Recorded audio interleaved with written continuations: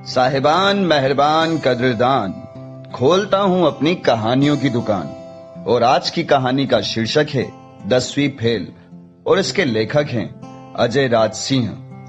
कहानी का माध्यम है बुक ऑडियो। प्रस्तावना। यकीन मानिए, कहानी लिखने से भी ज्यादा कठिन काम उसी कहानी के लिए प्रस्तावना लिखना होता है। वैसे देखा जाए तो प्रस्तावना की प्रकृति अपने आप में ही उल्टी है।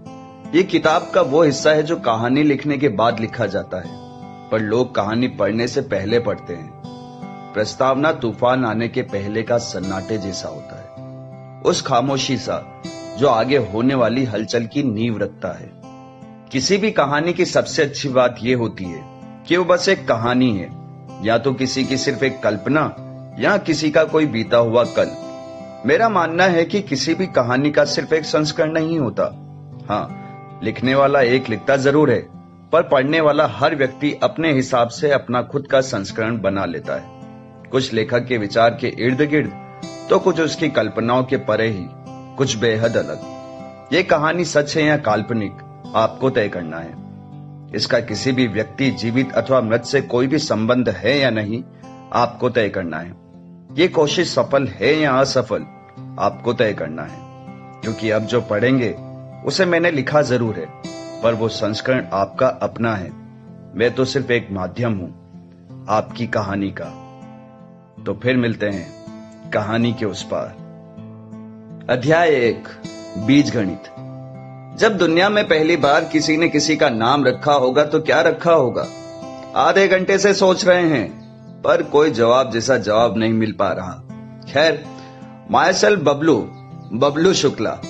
यूं तो सारा शहर हमको इसी नाम से जानता है, पर जो लोग हमको थोड़ा ज्यादा जानते हैं ना, उनको हमारा दूसरा नाम भी पता है। पिताजी चाहते थे कि हम भास्कर शुक्ला के नाम से प्रख्यात हों, पर हमको हमारे गांव में कोई भास्कर बोले हम ऐसा होने नहीं देते। अरे यहां तो ऑप्शन भी नहीं देते। बस एक दिन काजल का कजलिया हो जाता है और शुभम का शुभमना। हमको 5वीं क्लास में ही समझ आ गया था कि हम अगर भास्कर रहे तो भास्कर नहीं रहेंगे, और बात बस इतनी सी होती तो शायद हम मान भी जाते, पर नहीं। एक अलग ही डर था हमारे भोले मन को। भास्कर अखंड शुक्ला, इतना लंबा नाम लेते लेते गांव के बड़े बूढ़े स्वर्ग सिधार गए तो? हाँ, नर्क स्वर्ग सब कर्मों के हिसाब से सबका अपना अपना। कैसे जीते हम अपने सिर हत्या का पाप लेकर? हमने देखा था छगन काका की सांस फूलते हुए जब वो हमारा नाम लेकर हमको जोर जोर से डांट रहे थे। अब दूसरों की चिंता करने का गुण तो हम में बचपन से ही था, तो बस हमने खुद ही अपना नामकरण कर लिया दोबारा। पंडित तो हम खुद थे ही, सो ज्यादा दिक्कत भी नहीं आने दी। बबलू शुक्ला, एकदम सिंपल एंड स्वीट, झकास अलग से। एक वो दिन था जब छगन काका की सांस फूली थी, और एक आज का दिन है। हम कागजों के लिए भास्कर और दुनिया के लिए बबलू बनकर 28वां साल काट रहे हैं। हमारी पूरी जिंदगी आज तक बस हमारी अम्मा के इर्द गिर्द ही गुजरी। इस दुनिया में उनके सिवा हमारा कोई और था भी नहीं। पिताजी आर्मी में थे। जब हम तीसरी में थे उनका देहांत हो गया। हमारी अम्मा भगवान से मांगा करती थी कि बॉर्डर पर कोई गोली पिताजी को छू कर भी न जा पाए, और इधर पिताजी चिकनगुनिया से गुजर गए। क्या सिर पीट कर रोई थी हमारी अम्मा। अम्मा उस दिन जो रोई है पूछिए ही मत। रोना तो हमको भी आ रहा था, पर हम रोए नहीं। यहाँ अरे हम रो देते तो अम्मा को संभालता कौन? खैर, अम्मा को हम भी क्या संभाल पाते। बिस्तर में मूतने की तो उम्र थी हमारी। हाँ, फिर भी थोड़ा समय लगा, पर उस हादसे से उबर आए हम। एक बार मंदिर वाले पंडित जी ने बताया था कि महिला जाति से कभी उम्र नहीं पूछते। हमने पूछा काहे? तो कहते हैं शास्त्रों में लिखा है, और हमारा भोला मन मान भी गया। वो तो हमको सालों बाद पंडिताइन ने बताया कि शादी के अगले दिन पंडित जी उम्र पूछ बैठे थे पंडिताइन की। फिर जो 4 महीने उनको सोने को खाट नसीब न हुआ, वो अलग कहानी है, वो फिर कभी। माना कि उम्र पूछना गुनाह है, होता होगा, पर पहले से ही पता हो तो किसी को बताने में क्या जाता है। हमारी अम्मा अब 48 की हो गई है, पर इस उम्र में महिला मंडल के साथ गप्पे मारने के बजाय घर में बैठी भजन करती रहती है। अब बताओ, ये भी कोई उम्र है पूजा पाठ करने की? हम तो समझाते हैं अम्मा को, अरे खूब समझाते हैं कि जाओ हंसी मजाक करो, पीठ पीछे लोगों की बुराइयां करो, सीखो कुछ गांव की औरतों से। लेकिन नहीं, वो और उसके किशन कन्हैया, किसी और की फुर्सत ही कहाँ है उनको, सिवा एक जिद के, बबलू ब्याह कर ले। अब हम आज तक नहीं गिन पाए कि अम्मा दिन में भजन ज्यादा करती है या हमको ब्याह के लिए ताने ज्यादा मारती है। और जो भावुक ताने, वाह क्या बात, मतलब इतने दार्शनिक कि एक बार को गुलजार भी शर्मा जाए। हाँ, एक बार कहती है, बस करते रहे अपनी मनमर्जी, माँ का दिल तोड़ना गुनाह जो नहीं है। अरे हम तो सन्न रह गए, मतलब 3 बार दिमाग में लाइन दोहराया तब समझ में आया कि साला ये तो ताना था बे। बस बेस्ट डायलॉग का पुरस्कार नहीं मिल पाया अम्मा को, बाकी कोई कमी नहीं रहने दी अम्मा ने। हाँ, हमने कहा कल से साल बदल जाएगा अम्मा। हम ठहरे पैदाइशी भोले, बच्चे से हो गई गलती, किसी बात पर निकल आया मुंह से तो अम्मा कहती है, जहां अपने ही बदल गए साल की किसको परवाह। 2 मिनट के लिए लगा कि लारे कहीं लिख दूं, कुछ नहीं तो किसी मौके पर रसीद कर देंगे। दोबारा सोचा तो पता लगा अम्मा अब भावनाओं के साथ खेल रही है। अपने बेटे की भावनाओं के व्यवस्थित शोषण का ये उदाहरण हमारे घर की 4 दीवारों में कैद है। इन 28 सालों में ये तो समझ आ गया था कि अम्मा कम जालिम नहीं है। हाँ, जब देखो कैसे न कैसे कहीं न कहीं से ब्याह की बात ले ही आती है, फिर तो उसके लिए ये जंग हो जाता है। हाँ, अरे मतलब सब कुछ जायज। अब तो कभी कभी सोचते हैं कि अम्मा को बंबई छोड़ ही आए, 2-4 सिनेमा के डायलॉग तो लिख ही लेगी। वैसे देखा जाए अम्मा गलत भी नहीं है। हमारे गांव में हमारी उम्र का बिन ब्याह युवक बेकार की अटकलों को आमंत्रित करने लगता है, कोई इतना नहीं रुकता। हमारा दोस्त डब्लू हमारी उम्र का ही है और उसके 2 डब्लू हैं। पिछली ठंड प्रकाश भी किसी और का हो लिया। दूसरे शब्दों में कहें तो अब गांव में हमारी उम्र के अविवाहित हम अकेले ही बचे हैं। वैसे देखने में हम गांव के कन्हैया हैं। हाँ, ये अलग बात है कि गोपियों को कोई और ले गया। अब तो ये रिवाज ही हो गया है, गांव की लड़कियों को दूसरे गांव के सरकारी नौकर ले जाते हैं। फिलहाल तो डॉक्टर और इंजीनियर भी काफी प्रचलन में हैं। गांव के लड़कों का स्कोप तो बस भगाने में ही नजर आता है। पढ़ लिख कर कुछ बनना तो है नहीं किसी को, बस खिड़की के भीतर का कोई चांद गया और 4 दिन का रोना किसी दोस्त का हो जाता है।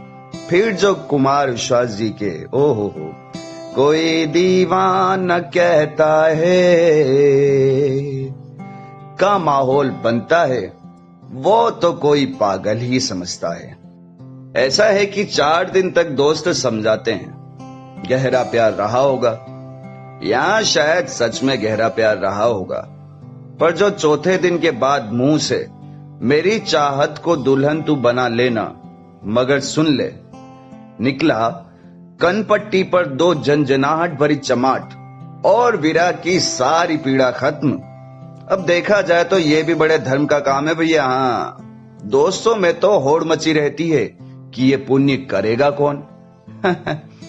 हमारे हत्ते प्रकाश आया था, आज भी कभी रातों में हमको गाली देता है तो हिचकी बराबर आ जाती है। हाँ, सूजे हुए गाल और लाल लाल कान का दर्द, कुछ भी कह लो, बाकी सारे गम भुला देता है। हम सबका तो भाई यही मानना है कि दर्द को दर्द ही काटता है। हाँ, इस मामले में हमारा जीवन बिल्कुल कोरा ही रहा। अरे यहाँ कुछ लोगों के दोनों कान लाल हो चुके हैं, वो भी 2-2 बार। भगवान जाने कैसा प्यार, हमको तो एक बार भी नहीं हुआ। हाँ, कम से कम ऐसा नहीं कि किसी को खुदा ही मान बैठे। हाँ, हमको ये हो क्या रहा है, हम अम्मा जैसी क्यों दे रहे हैं? खैर, अब दे ही दिए तो लिख लो कहीं, कुछ नहीं तो किसी महफिल में रसीद देना, क्या फर्क पड़ता है। कब ब्याह करेगा रे तू? जैसे ही उस रात हम घर में घुसे, अम्मा ने अपना वही पुराना ब्रह्मास्त्र दाग दिया। अब हम क्या कहते? पता तो वैसे अम्मा को भी था, पर कोई पहली बार का सवाल थोड़ी ना था, तो हमने भी अपने गिने चुने जवाबों के पिटारे में से एक लाइन निकाल कर जड़ दिया। सही समय आने दो अम्मा, हमारा ब्याह भी हो जाएगा और तुमको दादी भी बना देंगे, बस थोड़ा ठंड रखो। अब हम का ठंड रखें? अम्मा ने कहा, अरे ठंड रख रख कर कुल्फी हुए जा रहे हैं। हम बोल रहे हैं चलो देख लो लड़की, बांध लो किसी को गले, पर नहीं, जाने का चढ़ा रखा है दिमाग में, जाने कहां का डर है तुम्हारे अंदर। अब किसे ढूंढ रहे हो बबुआ? 28 के हो गए हो, गई तुम्हारी उम्र तो। अब तो का पता कोई अपनी लड़की भी देगा तुम्हें कि नहीं। अब का बताएं हम। सच कहें तो हमको ब्याह से कोई डर वर नहीं लगता। हाँ, वो तो बस हम थोड़ा सा नर्वस आ जाते हैं। नहीं, बात एक ही नहीं है। हाँ, जब डर लगता है तो पता चलता है कि डर लग रहा है, पर जब कोई नर्वस आता है तो पता नहीं चलता। हाँ, बस कुछ कुछ हो रहा होता है। व्यक्तिगत रूप में हमको ब्याह से कोई दिक्कत नहीं है। हाँ, बस हमको यूं ही किसी अनजान को हम सफर चुन लेने का तरीका पसंद नहीं आता। ये अलग बात है कि हमारे लिए इसके अलावा कोई और रास्ता है नहीं, पर कैसे? कोई कैसे जिंदगी भर का फैसला 10 मिनट में कर ले? अरे 11 मिनट तो आलू उबलने में लग जाते हैं। हाँ, अब क्या सोच रहे हो? अम्मा ने हमको अपने होने का एहसास दिलाया। सच कहें तो जैसे जैसे दिन महीने साल बीत रहे थे, हमको अम्मा की बातों में छुपा शाश्वत सत्य नजर आने लगा था। पर यहां बात सिर्फ हमारे मानने या न मानने की नहीं थी। देखते हैं, हमने किसी को ससम्मान मना कर देने वाला राष्ट्रीय शब्द कह दिया और अपने कमरे में जा धसे। ज्यादा पुरानी बात नहीं है। हाँ, जब हमारे गांव में बिजली का ना होना एक आम बात और होना एक चमत्कार था। और यूं देखा जाए तो अब भी हालात कोई अमेरिका नहीं हुए हैं। हाँ, पर सहनीय हो गए हैं। सर्दी के दिन थे और रात का वक्त। अम्मा खाना परोस रही थी। दिए की रोशनी में काफी सुकून से हम भोग लगा रहे थे। सब कुछ सही था, पर अचानक हमको कुछ खटकने लगा। रोटी में घी बराबर लगी थी, सलाद सही से कटे रखे थे, यहां तक कि नमक भी स्वाद अनुसार था। पर कुछ तो था जो हर रोज होता था, पर आज नहीं। अम्मा, एक रोटी और, हम बोले।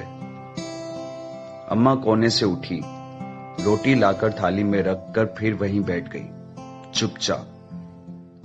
अब के जो घटना घटी बड़ी जोर से खटकी। बस यही तो था, यही तो कम था अम्मा के फिजूल के ताने। तभी तो हम कहें, रोटी गले से नीचे काहे नहीं उतर रही। अम्मा कसम, आज से पहले अम्मा को इतनी देर चुप कभी नहीं देखा। हम कुछ देर रुके कि कौन जाने अम्मा की चुप्पी बस हमारे मन का एक वहम हो। फिर दिमाग में यह भी दौड़ा कि वहम हो तो हो, पूछने में क्या जाता है। क्या अम्मा, इतनी सन्ने काहे बैठी हो? हम बोले। सच कहें तो हमको बिल्कुल भी नहीं लगा कि हमने कुछ गर्म होने जैसा बोला था। खैर, जीवन में लगे हर आग का कारण सिर्फ आपकी गलतियां नहीं होती है, कुछ आपकी किस्मत भी सुलगा देती है। तुम क्या चाहते हो? अम्मा के जवाब में एक सवाल आया। लोरी सुनाया तुमको कि शांति चुप रही हो तो थाली पीट पीट कर शोर मचाएं। एक और सच कहें तो यहां हमको रुक जाना चाहिए था। अरे भाई, जजमेंट भी कोई चीज होती है, और ये एक कड़वा सच है कि यहां पर हमारा जजमेंट गलत हो गया। लगता है हमारी अम्मा सही मूड में नहीं है, हमारे मुंह से ये निकल गया। बस हाँ, हमारा तो दिमाग ही खराब है ना। अरे सही कब रहता है, हम ही तो यहाँ पागल बैठे हैं। और जब हम पागल ही हैं, कौन सुने हमारी बात। कुछ बोलो तो बोलते हैं कि बोलती है, कुछ ना बोलो तो बोलते हैं कि नहीं बोलती। अब खुद ही कह दो कि जिए या मर जाएं। अरे मर भी जाएं तो शिकायत करने लगेंगे कि मर गई, उसमें भी कोई सुकून नहीं है। हाँ बढ़िया है भाई, बढ़िया। कर लो बस अपने मन की, जी लो अपनी जिंदगी। हाँ हमारा क्या, आज है कल नहीं। अम्मा, ओ अम्मा, हो गया बस। हाँ सुन लिए हम। सुन तो लेते हो पर समझ नहीं पाते। समझते हैं अम्मा, हम सब समझते हैं। जाने क्यों हम खुद को हर बार पूरी तरह से तैयार नहीं पाते हैं। जब भी तुम ब्याह की बात करती हो तो लगता है कि अभी समय नहीं हुआ है। एक बात हमेशा याद रखना बबुआ, अम्मा स्थिर होकर बोली, कभी भी किसी भी चीज की तैयारी पूरी नहीं होती, और कुछ चीजें बिना तैयारी के ही किए जाए तो बेहतर है। अम्मा की बातों ने उस रात हमको सोने नहीं दिया। हाँ ये ठीक है, अब नहीं मतलब हम मच्छरों के काटने के कारण नहीं सो पाए, ऐसा कहना अच्छा नहीं लगता ना। पर रात भर करवटें बदल बदल कर हम अम्मा की बातें जरूर सोचते रहे। क्या सचमुच किसी तैयारी की जरूरत नहीं है? कुछ भी नहीं, बस उठकर जाओ और किसी से भी ब्याह कर लो। हो भी सकता है, क्या पता। पर लोग तो कहते हैं कि धर्मपत्नी और आफत पर्यायवाची शब्द हैं, कि कभी कभी सांस लेना भी मुश्किल हो जाता है।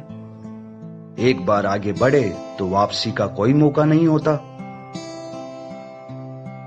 पर लोग तो करते हैं, सभी करते हैं। अरे जिसकी नहीं होती वो तो करने के लिए कुछ भी करते हैं। हो सकता है कि इतना मुश्किल भी ना होता हो, क्या पता। रात भर खेल चलता रहा, कभी बॉल इस गोल में तो कभी उस गोल में। कभी हम पास कर दें तो कभी कोई ख्याल हमको पास कर दे। कुछ सपने बने, कुछ टूट भी गए। पर रात भर के गहन चिंतन के बाद हमने खुद को आखिरकार मना ही लिया। होना तो है ही, अभी सही। ठीक है अम्मा, हम सुबह सुबह अम्मा से बोले, हम तैयार हैं। जैसे बचपन में हम अम्मा का आंचल पकड़कर पीछे पीछे चलते थे, वैसे ही आज भी चल पड़े।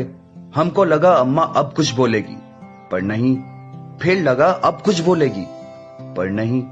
पूरे घर का चक्कर लगाने के बाद जब हमको लगा कि अम्मा अब कुछ नहीं बोलेगी, बस तभी अम्मा बोल पड़ी। रविवार को चलना है लड़की वालों के यहां, बिमला काकी ने बताया है ये रिश्ता।